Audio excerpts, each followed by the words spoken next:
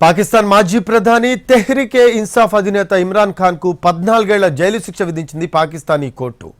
అల్ Khadeer trust భూములకు సంబంధించిన 190 మిలియన్ల అవినీతిపై విచారణ సందర్భంగా ఇమ్రాన్ కు శిక్ష విధించింది. ఇమ్రాన్ తో పాటు ఆయన భార్య బుష్రా బీబీకి 7 ఏళ్ల కారాగార శిక్ష విధిస్తూ తీర్పునిచ్చింది.